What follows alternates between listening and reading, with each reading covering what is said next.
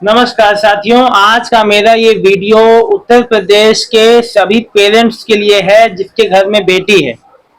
घर में बेटी है तो आप इन 5 महत्वपूर्ण योजनाओं के बारे में अगर आपको नहीं पता तो मतलब आपको बहुत कुछ से आप अनजान है। माननीय जो है योगी जी बेटियों के लिए जन्म, पढ़ाई और शादी तक का पूरा जो खर्च है सरकार इसके लिए उठा रही है। और इन सब जानकारियों के अभाव में आप लोग इधर से उधर जो परेशान होते हैं, आप लोग को सही जानकारी के अभाव में आप लोग को सही जानकारी आप लोग तक नहीं पहुंचती है। इस वजह से आप इन योजनाओं का लाभ नहीं उठा पाते हैं। आज मैं उन उत्तर प्रदेश में चलने वाली उन 5 योजनाओं के बारे में बताऊंगा जो सीधा सीधा बेटियों को लाभ पहुंचाते हैं, चाहे उनके जन्म से लेके पढ़ाई और पढ़ाई से लेके शादी, और उनका पूरा खर्च जो है सरकार उठा रही है। तो क्या है पूरी योजनाएं, क्या क्या डॉक्यूमेंट लगेंगे, कैसे ये मदद जो किन परिवारों को मिलेगी, किन बेटियों को मिलेगी, पूरी बात बताऊंगा, इसलिए ध्यान से देखना। नंबर 1 सबसे पहला है मुख्यमंत्री कन्या सुमंगला योजना। ये योजना, इस योजना का उद्देश्य जो है बेटियों को जन्म से लेके उच्च शिक्षा तथा आर्थिक मदद देकर उन्हें जो सशक्त बनाना है। 2024 में यूपी सरकार ने इस योजना की कुल सहायता राशि को 15,000 से जो बढ़ा के 25,000 कर दिया है।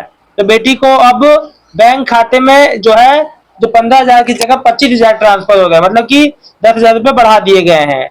देखो इस योजना में जब कोई अप्लाई करता है तो बेटी के जन्म होने पे, जब बेटी का जन्म के समय 5,000 मिलेगा। 1 वर्ष की आयु के सभी जब टीके लग जाएंगे तो उसके बाद 2,000 मिलेगा। कक्षा 1 में एडमिशन करा लेगी तो 3,000 मिलेगा। कक्षा 6 में एडमिशन लेने पे 3,000 मिलेगा। कक्षा 9 में एडमिशन कराने पे 5,000 मिलेगा। 12वीं पास करने के बाद या डिग्री कम से कम 2 साल की डिप्लोमा कोर्स के एडमिशन लेने पर 7,000, यानी कुल मिला के 25,000 रुपए मिलेंगे।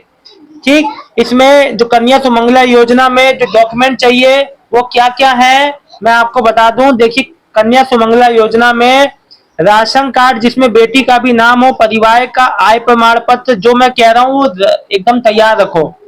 बेटी और पेरेंट्स का आधार कार्ड, बैंक की पासबुक जिसमें डीबीटी एक्टिव हो, बेटी की नई पासपोर्ट साइज फोटो, गोद लिए गए बच्चे का प्रमाण पत्र। ठीक है।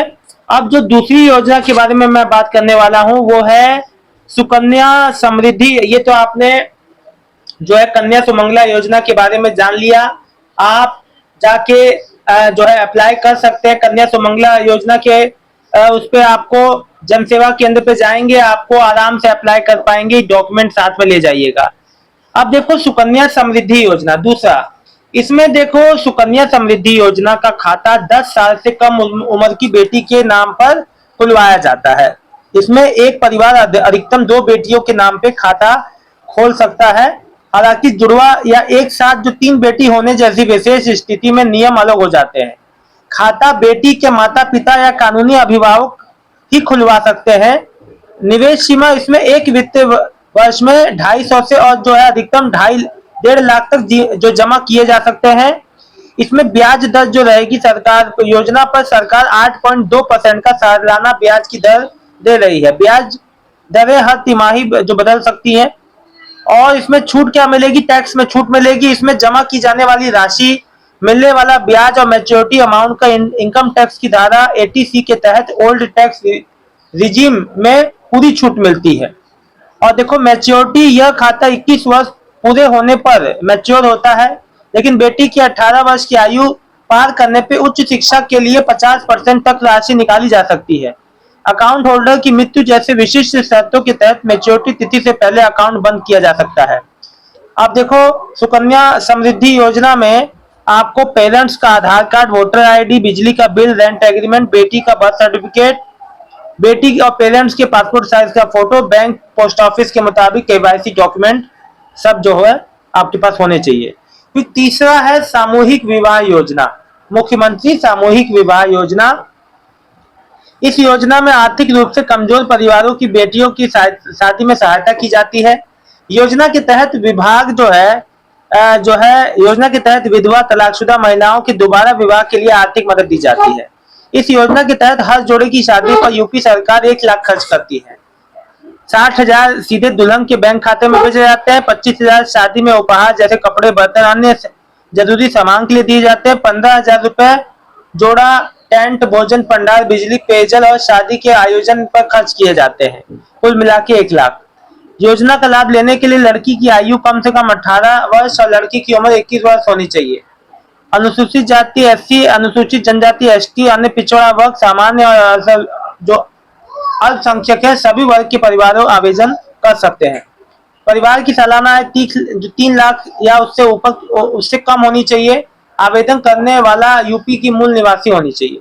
ठीक है, डॉक्यूमेंट में जान लो। आपको जो मुख्यमंत्री सामूहिक विवाह योजना के लिए आपको वर वधू का आधार कार्ड, परिवार का आय प्रमाण पत्र, निवास प्रमाण पत्र, एससी एसटी ओबीसी के लिए जाति प्रमाण पत्र, वर वधू की पासपोर्ट साइज का photo, active mobile number, bank खाते की पासबुक की फोटोकॉपी जो कि दुल्हन की होगी,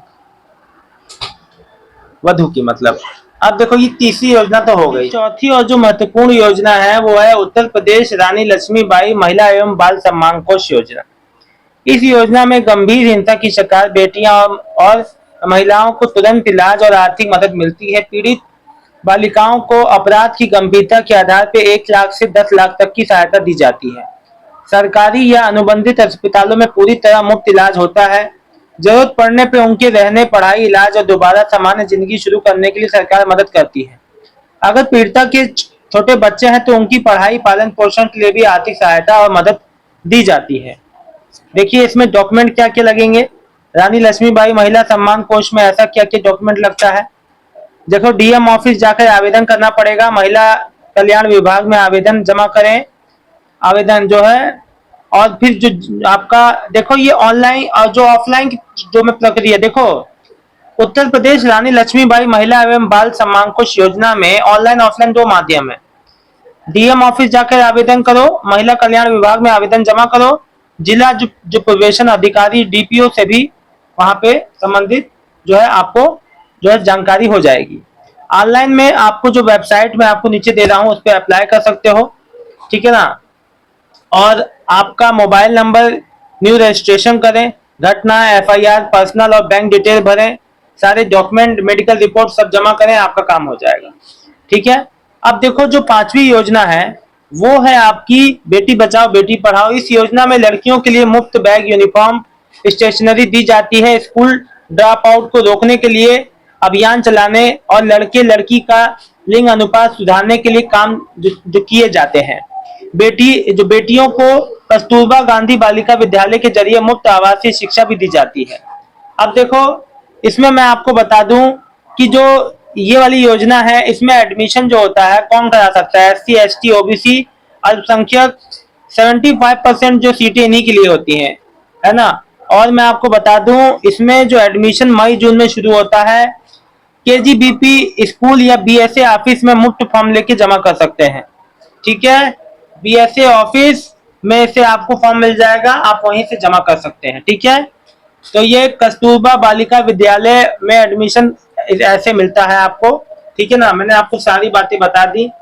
बेटी बचाओ बेटी पढ़ाओ अभियान से लेके जो भी, फिर उत्तर प्रदेश रानी लक्ष्मीबाई महिला एवं बाल सम्मान कोष योजना, फिर आपका जो है मुख्यमंत्री सामूहिक जो विवाह योजना, फिर आपको मैंने बताया सुकन्या समृद्धि योजना, फिर जो नंबर पहला था वो था मुख्यमंत्री कन्या सुमंगला योजना। इन 5 योजनाओं के बारे में देखिए लोग जानते नहीं है, ना कोई उनको बताता है आप लोग को। तो मैंने आज आप लोग को इस योजना के बारे में बताया। आपको जानकारी कैसी लगी जरूर बताइएगा।